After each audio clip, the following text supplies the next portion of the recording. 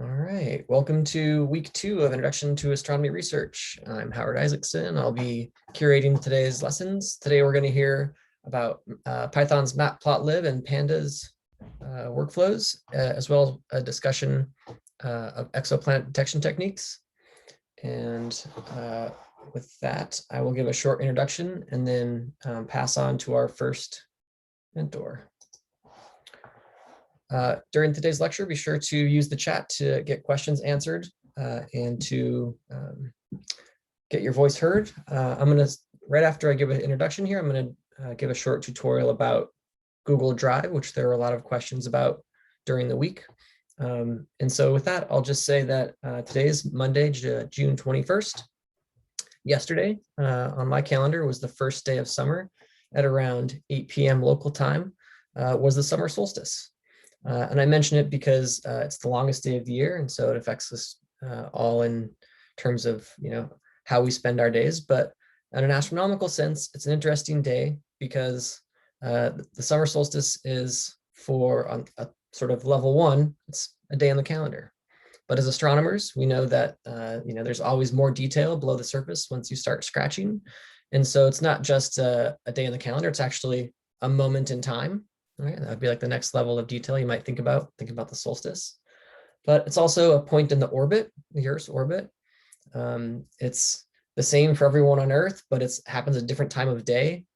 You might expect that on this day you have the earliest sunrise and the latest sunset, but that's not true. There's a whole other level of detail that involves the eccentricity of the Earth's orbit and the tilt of the Earth as well. Of course, the tilt defines the seasons for us. And so I mentioned it today as a way to think about both the simplicity of what astronomy brings to everyday life, and also the fact that science has different layers of complexity that you can add on and dig into if you're interested. And of course, if you're here, then we know that you're interested in those details. So welcome all. I'm going to go into a tutorial about Google Drive now with the screen share.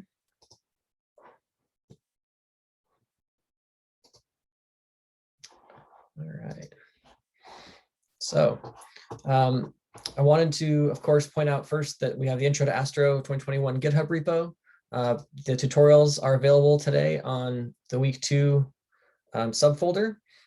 Also, you'll find a link to the paper. This will be updated to the paper for this week, which we'll discuss next week. And then after next week's lecture, we'll have the keys to these tutorials pasted as well. So some of you were asking questions about how to use Google Drive. So last year we used Google Drive and a shared spreadsheet file to keep attendance.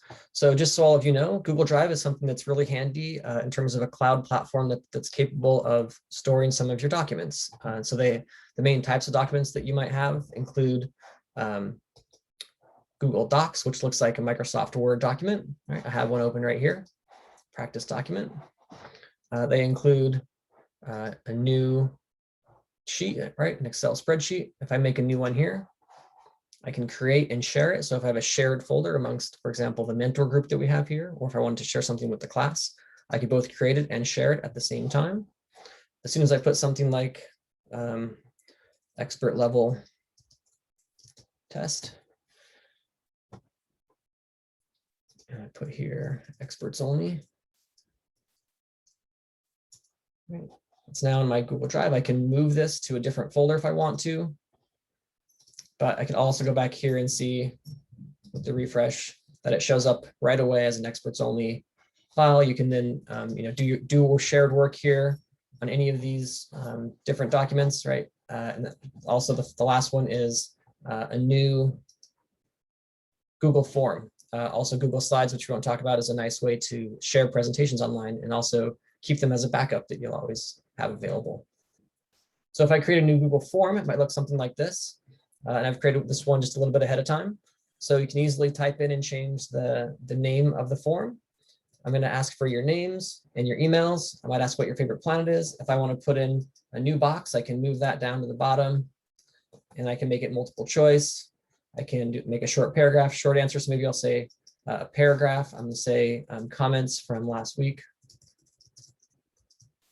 1. And then when I'm all ready to share that, I can say, okay, preview this. This is what it looks like on your end. I can now copy that form. I'm going to paste it in the chat in a moment when I'm done sharing. And then you'll be able to go here and mark your attendance. And that takes the place of some of the things that are discussed on the GitHub page from the 2020 course. So here we go. Thanks to everybody. So feel free to use this form to collect your attendance for week 2, and then leave any comments for us in the comments section, and we'll try to address those for week 3. Okay, that's it for me. I'm going to hand off now to Christogonis, who's got our Matplotlib tutorial for today. So Christogonis, go ahead and share your screen when you're ready, and you can take it away. It might take me one moment here to get you all set up.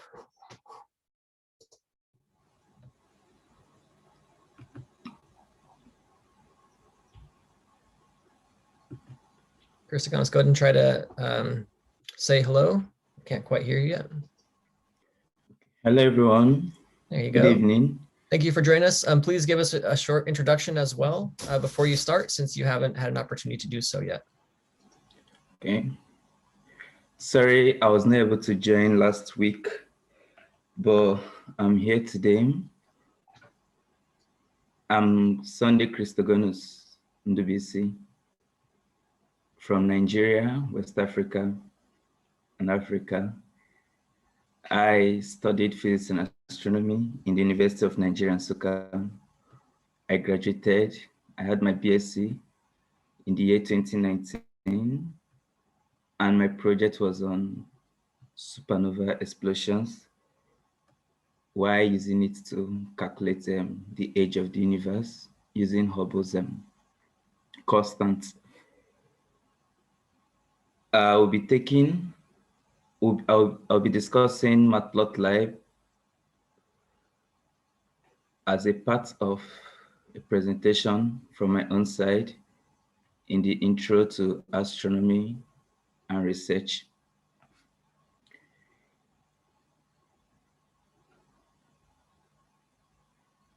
I don't know if everyone can see my screen. We can see your screen. You're currently on the form that I was just showing. So go ahead and change over to the, there you go. And your screen share looks good. Go ahead and take it away. Okay, thank you. So Matplotlib is one of the Python package that we use in making plots of data and visualizing the data. Sometimes when we progress in data analysis or when we collect data, if the data are few, we'll be able to tell the relationship between one variable and the other, and we can actually get the correlation coefficient by mere visualizing the data. But as this data keep piling up and getting bigger and bigger, and we have thousands of data, it will be very difficult for us to dictate if there is a change between one variable and the other. And a better way of doing that or trying to solve such problem is by plotting our data using a particular plotting library. Though Matplotlib is not the only package you might use or a particular plotting package you can use. We have MATLAB. Sometimes the persons might use Excel and maybe some other plotting forms, but there are some advantages that Matplotlib might have over them, though some functions of Matplotlib are built based on MATLAB, while some are built based on object-oriented programming. So the object orientation of Matplotlib gives Matplotlib edge over MATLAB, and that breaks Matplotlib into two: the low-level command or the low hierarchy command and the high hierarchy command. And Matplotlib can also have an advantage over Excel somehow, basically because it iterates. Though Excel has been building functions that can help in iterating, but for a more bigger program, when you want to visualize more data or when you have to involve so many features and attributes, you will discover that the advantage Matplotlib have will be very useful, especially while working with the object oriented programming part of Matplotlib. So Matplotlib also is a very diverse course, very extensive code base that we cannot actually, when you try to understand everything in full, you might be intimidated by the big features it has. But notwithstanding, by learning some of the basic framework of Matplotlib, you will be able to understand it bit by bit, and before you know it, you grasp the whole concept of Matplotlib. Here, I may not be able to say everything in Matplotlib, but most especially, I'll talk about the basics, and those basics will help in our learning, or maybe when you want to learn further or do something with Matplotlib. But one thing with programming is, as you program, you learn more because it's something that requires hand on desk. So you practicing it makes you to be more fluent while doing it. And maybe by reading some person's code, you'll be able to discover some features that you weren't using before, and you may decide to apply such feature. So what is Matplotlib? Matplotlib is actually a package in Python that helps in making a plot for us to visualize our data. You might have many different plots.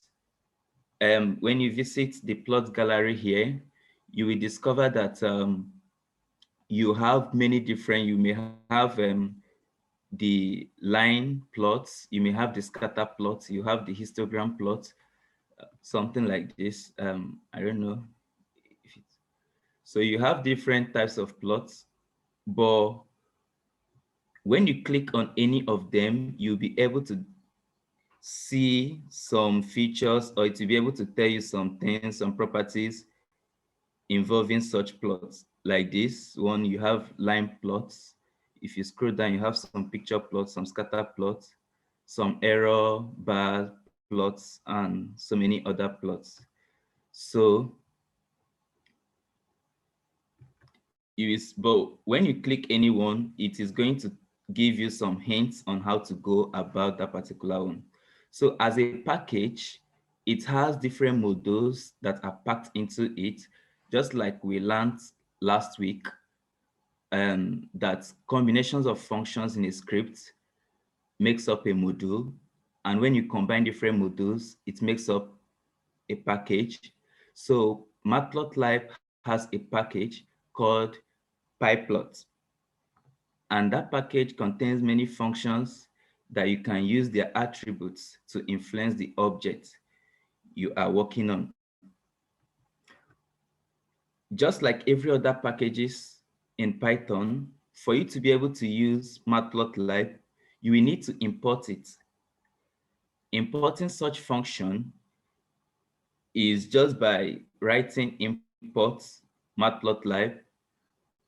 Some persons might choose to import a particular function from the package and might go like from Matplotlib import maybe something else. But if you want to import the whole package, you can just say import Matplotlib as MPL. MPL is now the short form. So you can actually decide to import the particular module PyPlot in Matplotlib. by saying import matplotlib.pyplots. Then you might decide to choose PLT as a short so that it can aid your typing and it will make you faster while coding. So for you to work with data, you need another package called NumPy. NumPy helps you to arrange your data. It helps you to modify your data because it has many mathematical functions. And with those mathematical functions, you'll be able to modify your data. So it's just a way of creating an array of data. An array is the same thing like a list. Though you might have two-dimensional array, a list is simply a one-dimensional array. You can have two-dimensional array, three-dimensional array, and so on. When you have this data in array form, you can make your plots and do some other things with it. Matplotlib inline, as you see, I'm using Jupyter Notebook to run this. And Jupyter Notebook is very good, especially in research, because it has so many attributes. It can give you a platform for you to make a note in it using the Markdown. You can also run codes with it, and you can also run LaTeX with it. So with that, it gives you a broader view of trying to use it to make a research. And that is why some researchers like using Jupyter Notebook. While running Matplotlib in Jupyter Notebook, you will need the magic line %matplotlib inline. This is to make the plot, or whenever you run a particular cell, so that the plot will appear just under your cell which you just ran. Without that, it might bring out a pop-up, but with this %matplotlib inline, it will make the plot appear in the Jupyter Notebook just beneath the present cell you just ran. So as you can see, I've imported my Matplotlib and my NumPy. And if you go down, you now see that trying to use the NumPy to create an array, you see NumPy.linspace. So the first one is where it is starting, the second one is where it's stopping, and this 100 it will divide the length, is a kind of dividing the length between 0 and 2 into 100 different spaces, equal spaces. So that is what NumPy.linspace do. For you to make a plot in Matplotlib, there are basically two methods of doing that: the low level and the high level, the hierarchy, the low level and the high level of doing it. The low level involves the use of objects, while the high level involves the use of state machine, and it implicitly automatically creates a plot and a figure for you. For you to understand very well what these plots, figures, and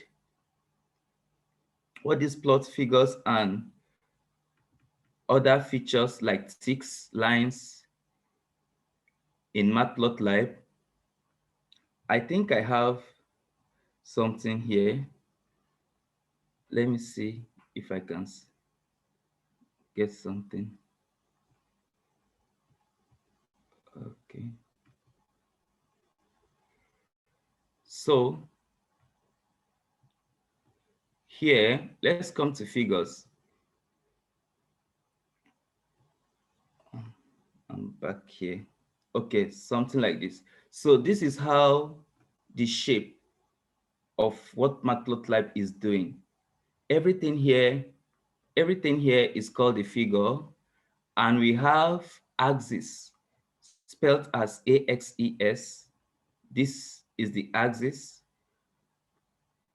This space is the axis. So the figure is the whole, while we have the axis as AXIS, which is this horizontal line. We have the vertical axis, which is this vertical line. And these short lines are called the tick. Why the lines here, these bolder ones, are called the major tick. So, and this is your plot. So the axis is just the region where you can make your plot, the region where your points can enter. We can create figures and axis in Matplotlib using two different methods. Without you creating a figure or an axis, you'll not be able to make, without you creating figure and axis, you'll not be able to make a plot. Reason is just like saying, without you having a graph sheet, you'll not be able to make your plot. So these are a kind of graph sheets for you to be able to make your plots. So, and creating that, you can decide to use the low level, or you can decide to use the high level. If you are using the low level, then it means you are using the object form of creating a figure and axis. And the object form, you have to create the figure by saying fig, ax is equals to plt dot subplots. So this is figure, why this is representing axis variable, then you are calling the plt function dot subplot. So the attribute subplot will now create the figure and the axis. And for you to add more attributes to this or work on this object, you will need to be using ax.plots, or ax.set x label, ax.set y label, ax.set title.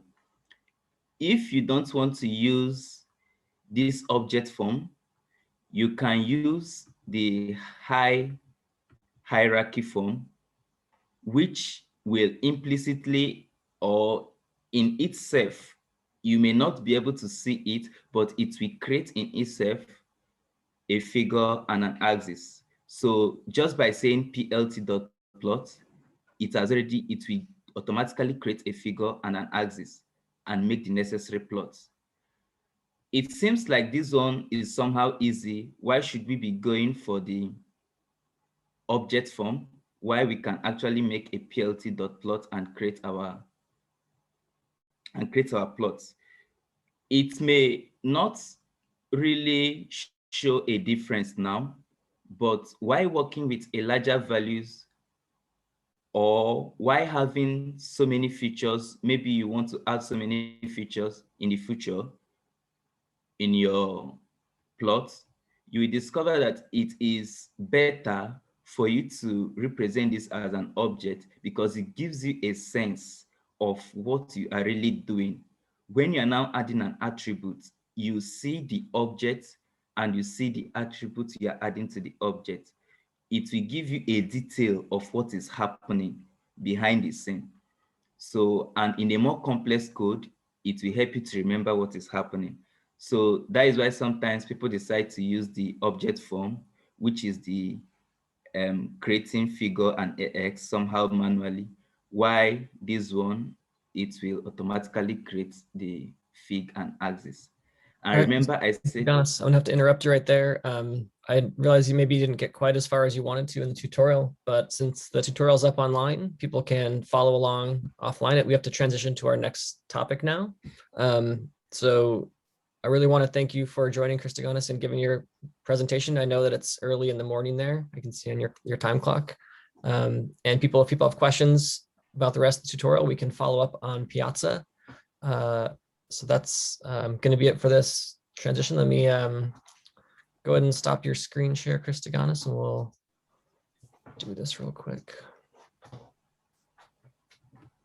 right, we're going to transition to the Pandas tutorial, and Isaac's going to chat about that. So Isaac, can you go ahead and do a screen share. Hello, everyone. Just give me 1 sec to screen share. Sounds good. I'll put the spotlight on you while you're doing that. Cool. Can everyone see?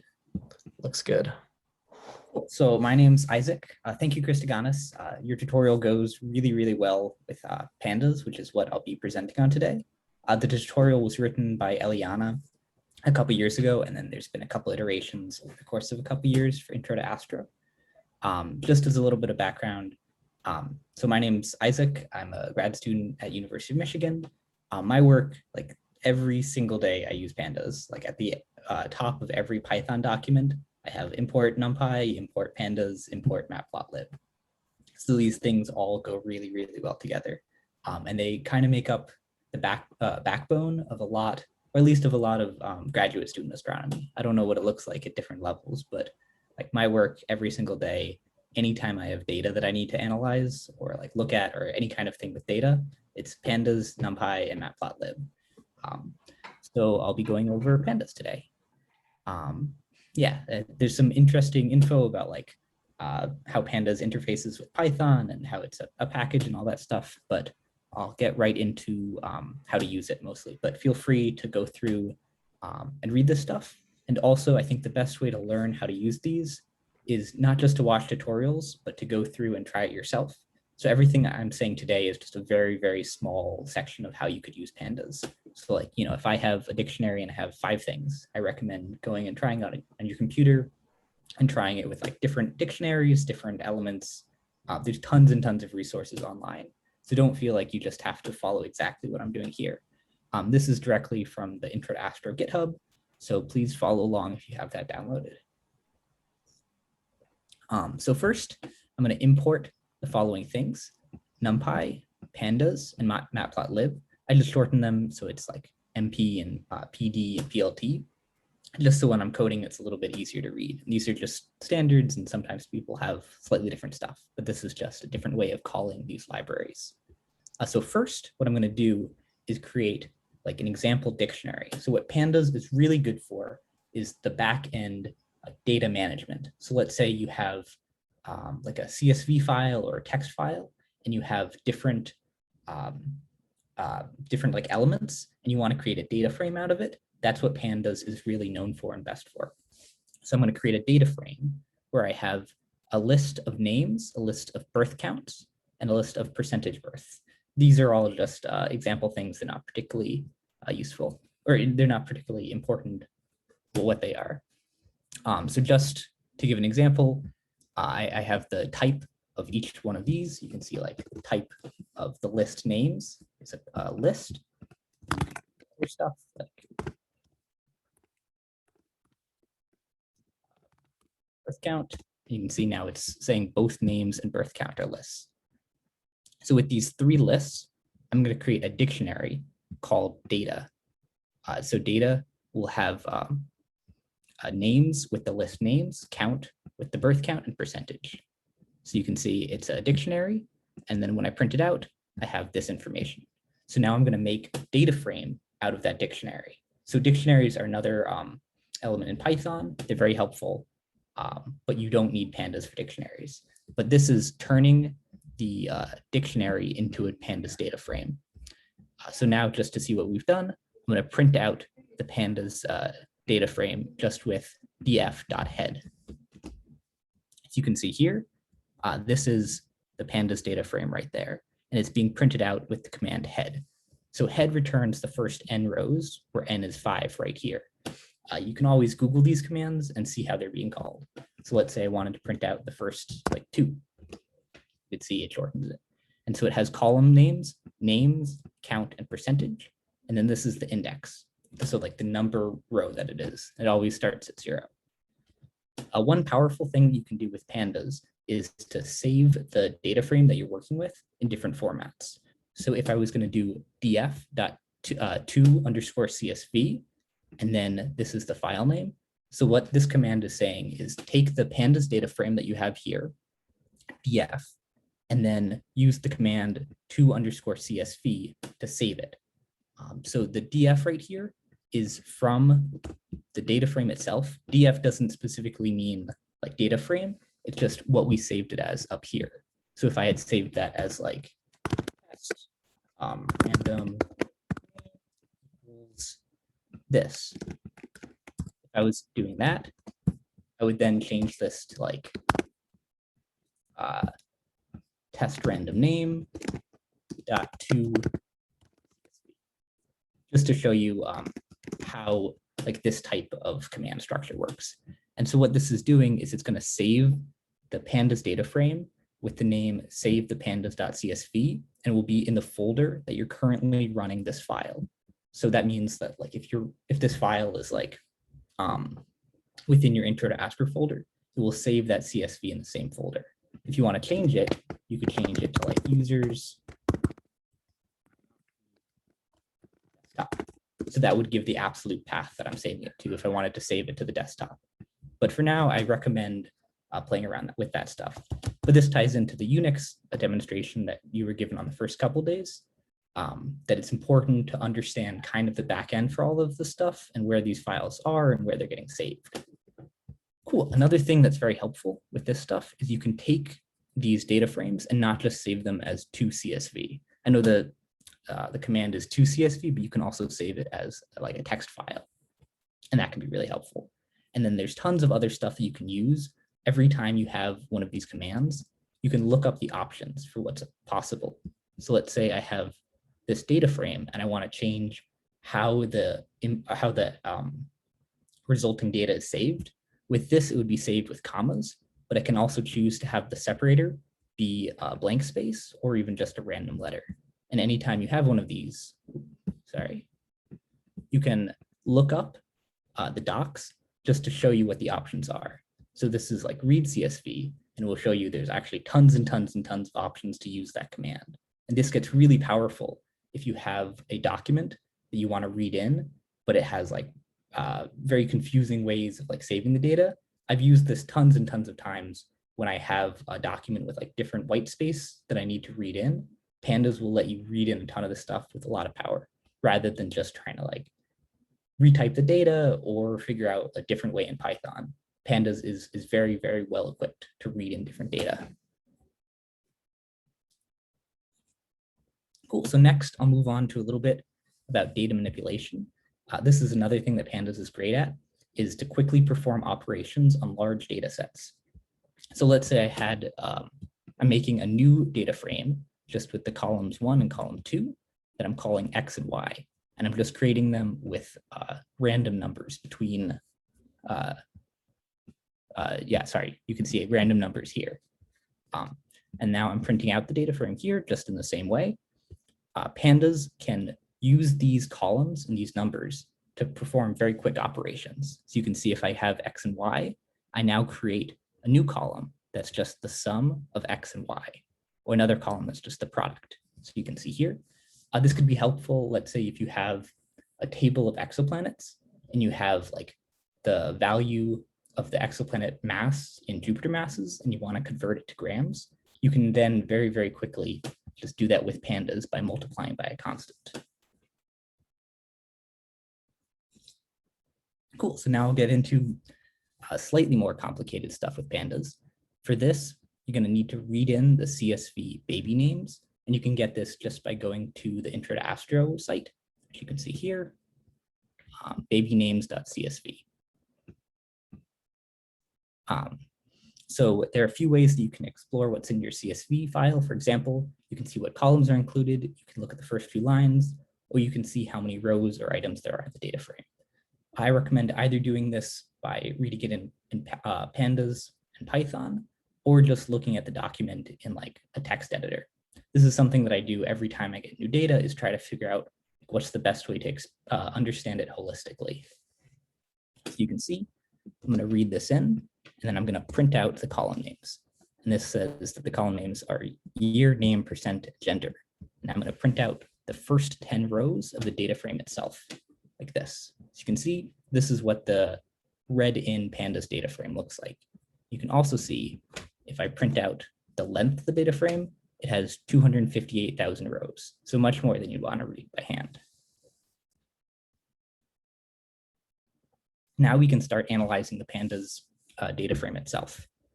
So you can see I'm isolating a column including the information about each year, and then printing out that column, which will return a series. You can see right here, this is just saying the type of that structure, and that's a Pandas series. Now I'm finding the minimum value in that column using the .min command, like this, which is saying, okay, search that Pandas series and find the minimum value within that. So let's say I wanted to change that. I could do print max. So that would say that the maximum of that Panda series is 2008. And you can do all kinds of stuff like this. This is a great way to figure out the type of data that you're dealing with. Oops, I think I would need to do like use NumPy for that. Oh, typo. I've done this type of stuff for years and years, and I still, when I'm coding in front of people, it's always very stressful. But you'll understand after you do a bunch of this stuff. It's like my coding skills drop by about 10 years whenever I'm doing it in front of other people. So now we can look at different ways of manipulating this data set. You can see I'm calling the column percent in the names data frame, and then printing out the mean, the median, and the mode. So you can see this is just different ways to analyze the statistics of the data set. And now you can also see, let's say I had name. Yes. So this is just showing you, oops, what the data frame looks like again.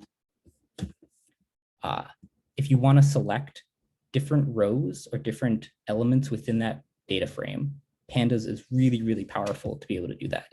So I'm going to create a subset of that Pandas data frame by using the .lock command, or LOC. So this is just trying to locate it. So I'm selecting every row where the year is greater than 1960 and the year is less than 1970, and also that the gender column is returning a girl. So you can see if you look at this Pandas data frame, it will select only the rows that satisfy both of these conditions. So both that the years between 1960 and 1970, and also that the gender is girl. And this is a really powerful way of sorting and selecting your data, that if you have different stuff like this, you can select only the names that you want, only the years. This becomes really, really helpful if you have a huge data frame. That Pandas is great with these Boolean operators for selecting stuff. So now that I run that, now I have a separate Pandas data frame of subset. So you can see subset. So it's only selected the subset of that original Pandas data frame that followed these conditions.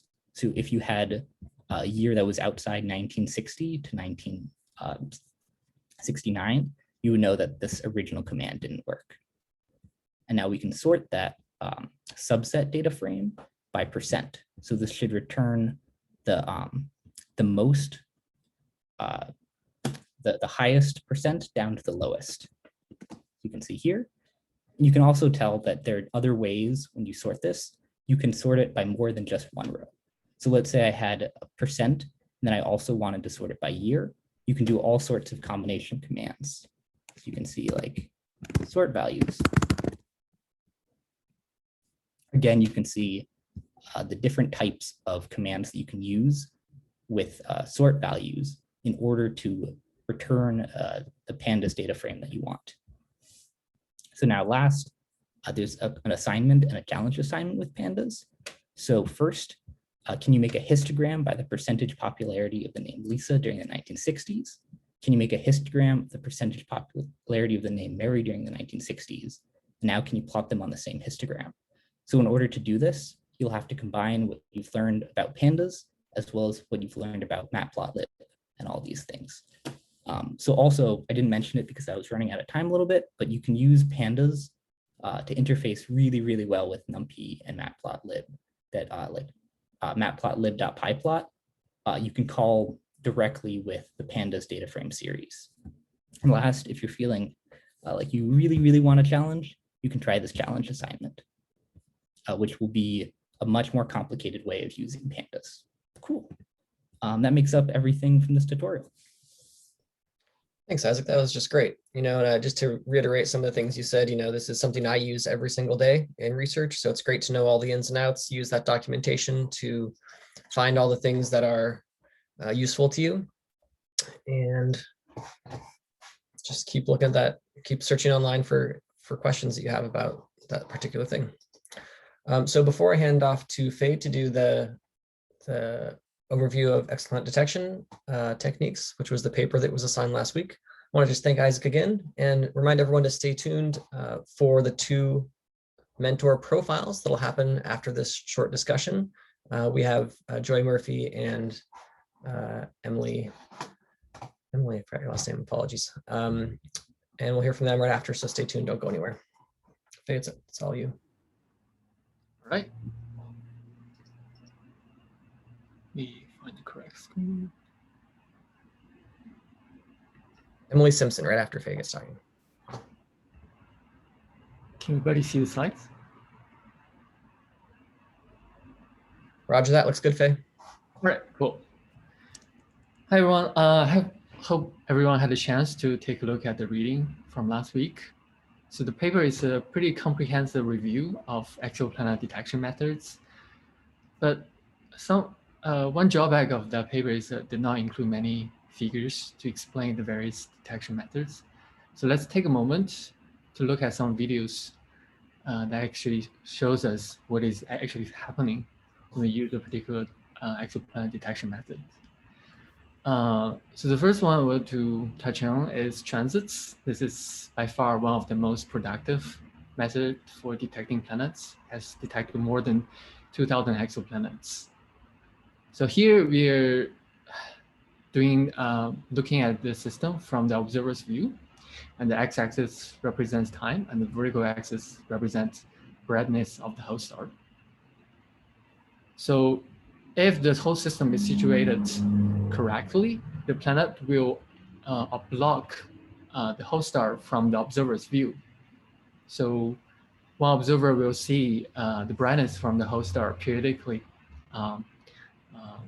dipping. And this curve you can see is characteristic of the size and the orbit of the planet. So the next method is called transit timing variation. This is related to transits. So if there are only 2 objects in the system, the planet and the host star, then the transit will be strictly periodic. However, as we have seen in our solar system, a particular planetary system can have more than 1 planet. So when you have more than 1 planet, the gravitational pull from the other planet may sometimes change the periodicity of the transiting planet. So if transits will show a small deviation from strictly periodic, and you can model that deviation to review non-transiting planet in the same system. And the third method is called radial velocity. Here, as we know from Newton's second law, a force is action will always have its reaction. So in a planetary system, both the planet and the host star will move around the center of mass.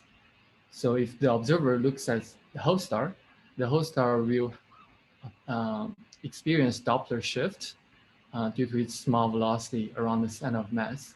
So for something like a super Earth, 5 Earth mass, on a 10-day orbit, the typical velocity is about a few meters per second. This is about the same scale as our running speed. And our instruments is so good that one can potentially tease out this small radial velocity shift. The fourth method is called gravitational microlensing. So let's look at the schematic on the left first. In this case, we have 2 stellar systems. One is called the source star, and the other is the land star. So what is happening is that light from the source star will be focused by the gravitational field of the lens star. And if the lens star further has a planet around it near the Einstein radius, typically this is on the order of a few AU from the host star, then that amplification will further undergo a small deviation. Let's actually look at that on the right. Here on the right, we are looking at both the lens and the source system. The source system is showing this red circle, and the lens system is showing this yellow star, and the planet is shown as a purple circle. So as we can see, as the source star move near close to the lens star, it will be magnified due to the lensing effect. This is very much like your amplifying glass. Light that originally wouldn't reach the observer's eye will be bent by this lens star and cause an amplification of the source star. So this timescale usually is days to weeks. But if there's further small planets, or further planets near Einstein radius, which is shown in green, that will introduce a small deviation of the curve. And from modeling that curve, you can actually see the orbit of the planet and its mass ratio from the host star. Another method is called direct imaging. So this usually involves coronagraph, which is an instrument that was used to observe the solar corona, which is on the order of 10 to the minus 6 fainter than our sun itself. So the idea is that you can put a small occulting disk at the focal plane of the telescope, and then you re-image that focal plane. So the small occulting disk will block most of the starlight, and you can see the light from the planet directly. So this is perhaps one of the most famous direct image system. You can see 4 planets, and they are moving by quite a bit in the time scale of 1 decade. Another method is called phase curve variation. The idea is very simple. If you look at a planet, part of it, the light coming from the planet will be the reflected light from the host star. So as the planet orbit around the host star, the day side will be more visible or less visible to the observer, and thereby creating this variation of the amount of light you see from the planet itself.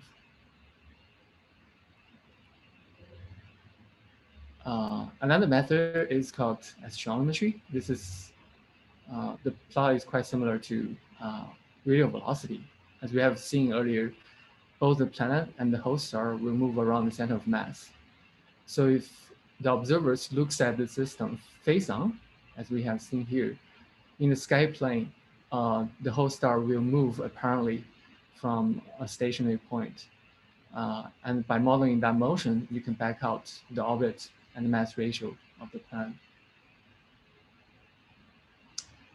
So this is a plot in a period versus planet mass parameter space, and the different symbols represent different detection methods. So in the red circle, you can see radial velocity, and radial velocity, as we have seen, is biased towards heavier planets with a smaller mass, so that it gravitationally pulls the host star more strongly. And you can see there's a paucity of radial velocity planet at the low mass end and at the more distant orbit.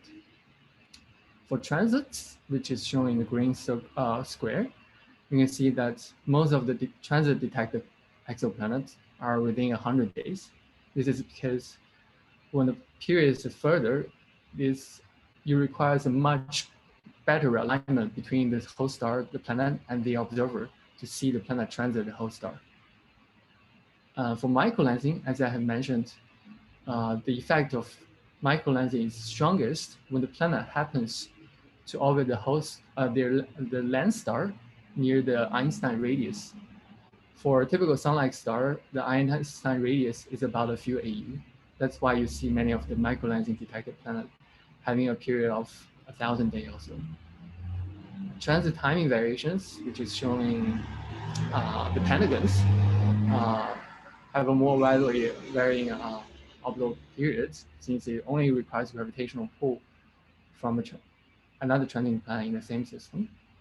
And for orbital brightness modulation or phase curve, you can see that the number of detections is really limited because usually the signal is very small compared to the whole starlight. And for astrometry, there's only one reported system and it hasn't been confirmed yet. So you look at all the detections, they can be broadly classified as hot Jupiters. So these are gaseous planets with orbital period less than 10 days. And it challenged the traditional core accretion formation scenario because it's really hard to assemble a planetary core that is massive enough to accrete gas at such closing orbit. And for the cold gas giant, which is much more like our Jupiter, they are easily explained in a core accretion scenario. And there's also lava worlds, which is terrestrial planets that actually have orbits on the order of 1 Earth day. So these are very strongly irradiated worlds that some believe their surface actually melted rocks or lava. So one other result I want to mention before I end is that in recent years, people discovered that small planets, those smaller than Neptune, i.e. smaller than 4 Earth radius, actually has a bimodal radius distribution with one peak near 1.5 Earth radius and the other peak near something like 2.5 Earth radius. So the traditional explanation is that the lower peak is constituted of more Earth-like planet with rocky surface and a very tenuous atmosphere. And the larger peak, it's actually made of so-called mini Neptunes. So these planets resemble our Neptune more. They have a rocky core, but on top of which you also have an ice layer or a very heavy hydrogen helium-based atmosphere. One other result I want to explain is that one of the ultimate goal in Exoplanets 3 study is to find habitable Earth-like planet. So far, there are a few candidates, but for really sun-like stars, those with surface effective temperature of 5,700 Kelvin, there's 1 or 2 favorable targets. Thereby, we do not know for sure what's the exact occurrence rate of habitable worlds in our galaxy. This is our final slide. Here I'm showing one way in the future, if we discover a habitable world, how can we study their atmosphere? So this is usually done through transmission spectroscopy. So on the right is schematic showing how the starlight, when it passes through the planetary atmosphere, it's going to be absorbed or scattered by the various molecules in the atmosphere. So you can measure a planet, the size of a planet at different wavelengths to tell if the atmosphere is made up of certain molecules. And then on the left is one particular system that people believe may have shown strong water absorption band in the near infrared. I think that's it. Thanks, Faye. That was great. There's a couple of questions that you might answer while the profiles are going on, because I'm not quite sure of the exact answer. But that was really appreciate that. That was a great overview of exoplanet detection methods. Sounds good. Questions are all welcome on Piazza, I should say. If you have any questions regarding any of the detection method, I'll be happy to answer. Thanks, Faye. Yeah, absolutely. Keep those questions coming on Piazza, everybody. So finally, we have our mentor profiles. We have 2 people who are going to give a little bit of their own story about how they got into astronomy. So we'll start with Joey Murphy. Hey everyone. Howard, am I able to start my video here? Or I can just go video off? Whichever you prefer. I can turn it on for you if you want. Sure. Yeah, you can look at that. No, you have to turn it on yourself, I think. Oh, okay. If you'd like to. Huh. Okay. Anyway, having trouble doing that. Sorry, but anyway, I'll just can just go. But there's a profile picture of me there anyway. Hi everyone, I'm Joey Murphy. I am a second year, soon to be third year graduate student at UC Santa Cruz in Santa Cruz, California. I am originally from northern New Jersey, so I ended up on the opposite coast. And it's basically been a sort of long and unexpected path for me. Oh, here I am. Hey, everyone. Okay. Sort of a long and unexpected path for me to end up in a astronomy and astrophysics graduate program and doing research in exoplanets. But it's been really enjoyable, and I'll just kind of give you sort of a timeline of my path to graduate school and research, and maybe a couple of insights that I picked up along the way.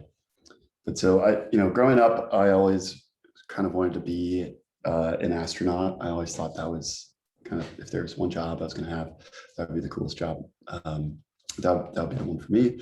And I always kind of thought about, life on other planets as a little kid, and okay, if there's an end to the universe, or the universe is expanding, what's 5 feet beyond the edge of the universe, or what's it expanding into? Kind of like, it's kind of a anxious little kid, I guess, in that sense, kind of being preoccupied with these big questions. But it always kind of, those interests kind of drew me naturally towards physics and math in school. And I always sort of doubted myself a little bit in terms of my abilities in school, even though I would do well in my classes. For some reason, I just didn't have the best confidence. And so I had some really supportive mentors along the way that have helped me in my physics and astronomy career. And that included a physics teacher in high school. It also included mentors from outside of academics. So a lot of helpful athletics coaches. And I became really interested in physics towards the end of high school. Ended up going to Stanford University in California for undergrad. And after some hemming and hawing, ended up deciding to major in physics there as well, and ended up doing a 5th-year master's degree in applied physics at Stanford.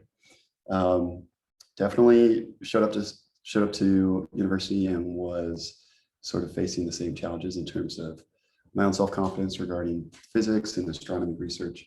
And so it, again, took some encouragement from my peers and from, I had a really, really supportive undergraduate advisor and research mentor that really showed me that I could have a future in research if that's what I wanted to do. And so, yeah, I didn't even have my first summer research experience until after my junior year of undergrad. So, so for all of you early undergrad students early in your undergrad career, or some of you even in high school, you guys have a much bigger head start than I did. And yeah, so I did a couple summers of research and applied to graduate programs, and was lucky enough to find a great fit at UC Santa Cruz. And now I work with Professor Emilie, as well as Howard and Faye and Alex on the test KEC survey. And it's just, I think Howard mentioned this last week, just something about, observing, you're up in the middle of the night at 3 a.m. And you might be tired, and the weather might be bad or whatever, but for just a second there, you might learn something or know something that no one else in the world knows. Yeah, I don't know, I try to keep that sense of wonder and sense of intrigue at the front of my mind, even when the day-to-day research tasks might involve staying up until 4 a.m. observing on the telescope. So yeah, I guess that's me. Yeah, just search for encouragement from your peers and research mentors. And if research is something you really want to do, then don't let yourself stand in your own way. So, That's me. Joey, thank you. That was just great. Really appreciate you sharing your story on all of that. While Emilie signs into video, I'll just let everyone, let's take a few seconds, maybe 10, 15 seconds just to let that sink in.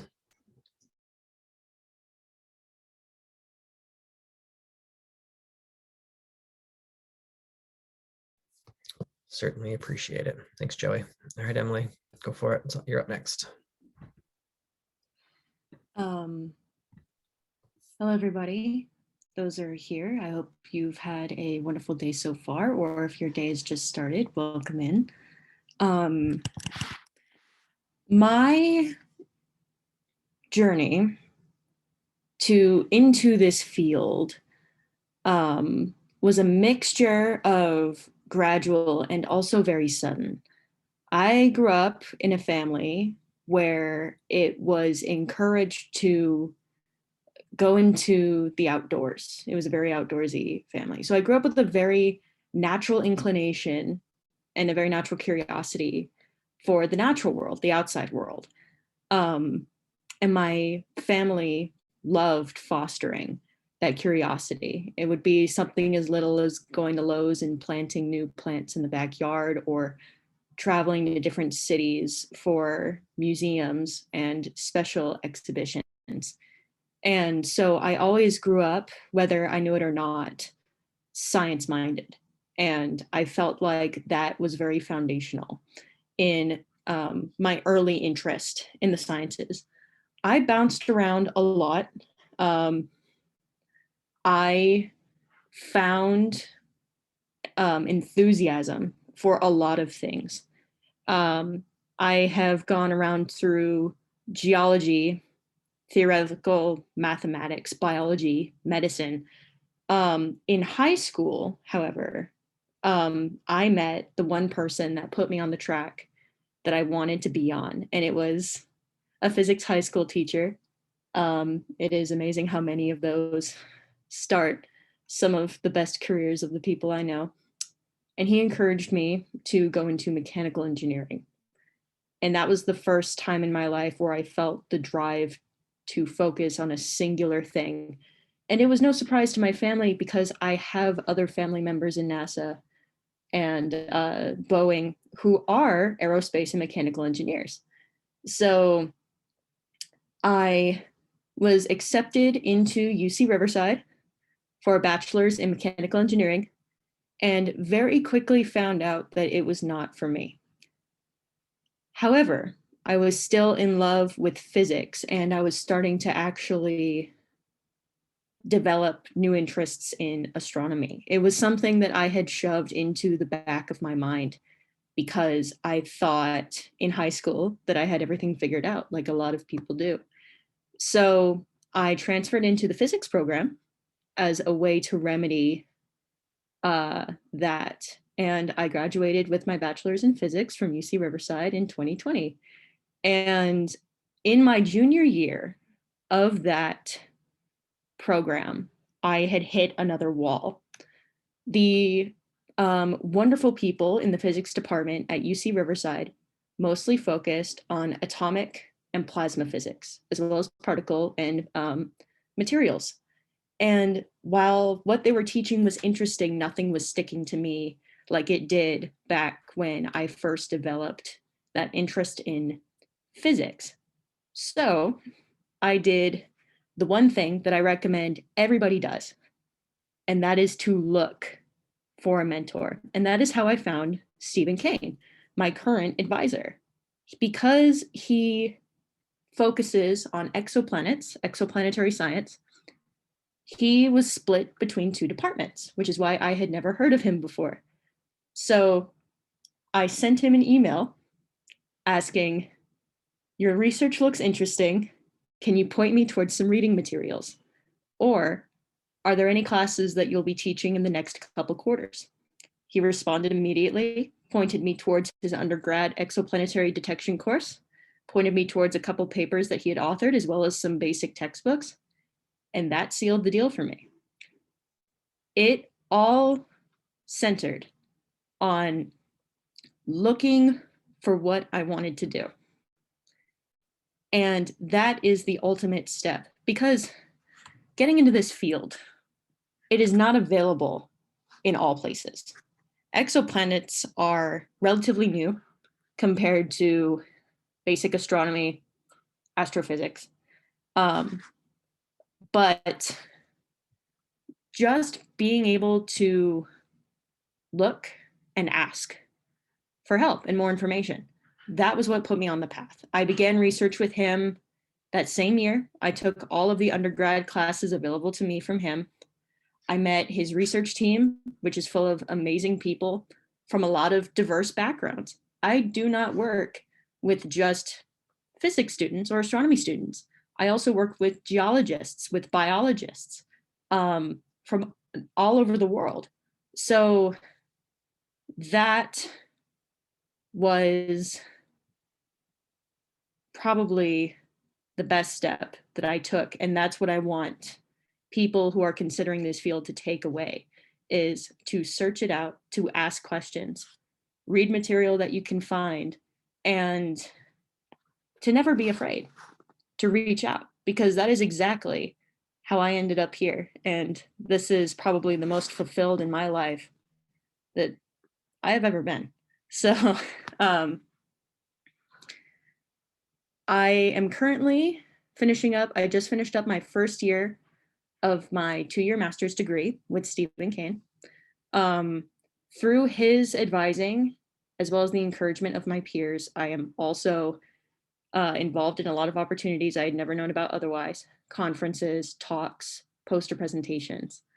And that's the second thing that I highly recommend. If there is an opportunity, you take it. The majority of the fulfillment that you get from this field is from the people that you work with. And I can't recommend it enough. And that's my story. It is never too late to ask questions, and there is no such thing as a dumb question. And it's always a good time. Thank you. Thank you so much, Emily. Just let that soak in for just a moment before I wrap up the course.